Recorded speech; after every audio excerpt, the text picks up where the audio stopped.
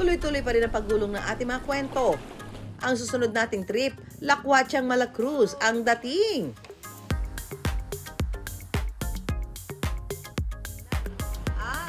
Sailing, sailing, take me away.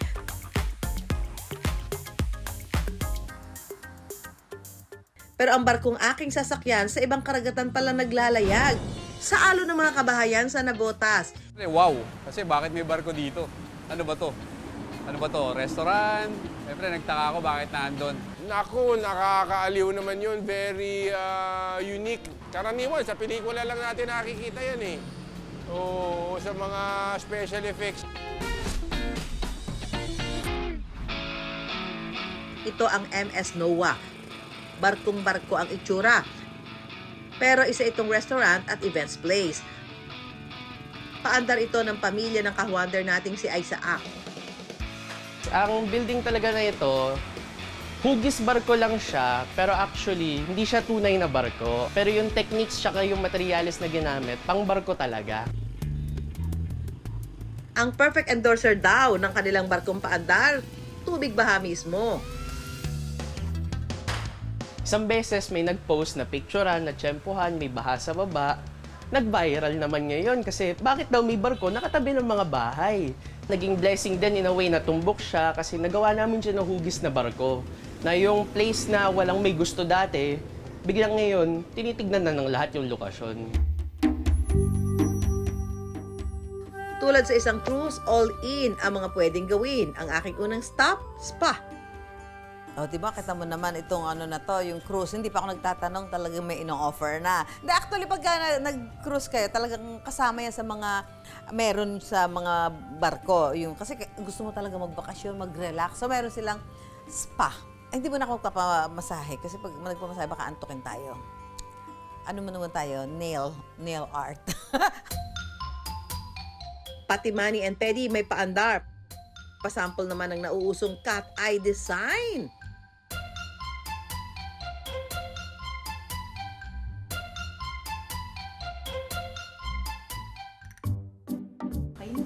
Okay, ay, ganda. Parang ang timon, linis-linis pa ako. Tapos ang sarap ng ano, yung sa hand massage pa lang talaga.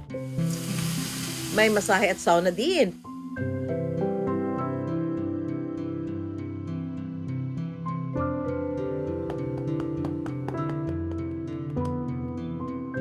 Pero ang angkla ng kanilang cruise, ang pagkain. Ang cruise mula Navotas, tila nakarating ng Korea. Ang kanila kasing inihahain, samgyupsal. Laban na yan. Ang kakaibang cruise na ito pwedeng maranasan sa halagang 559 pesos.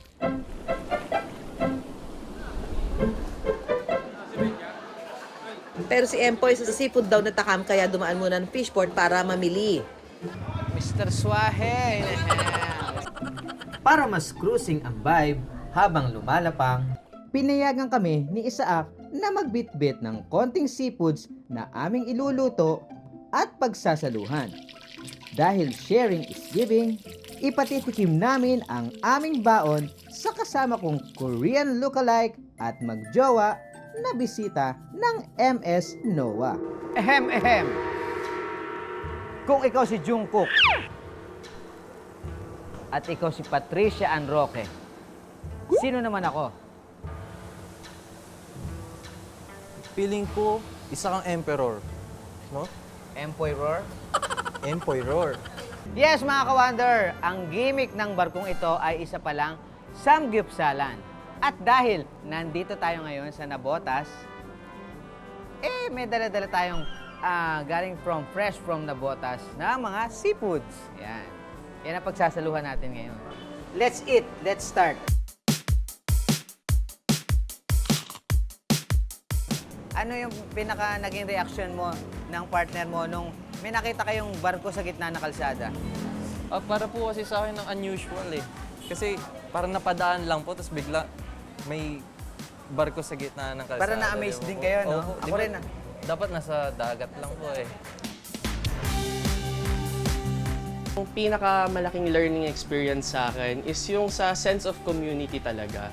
Sobrang naging malaking eye-opener lang din para sa akin na sobrang daming ways na makatulong. Hindi lang yung sa family namin yung naging opportunity yung barko na ito, but sa buong barangay namin at sa buong community din namin as a whole.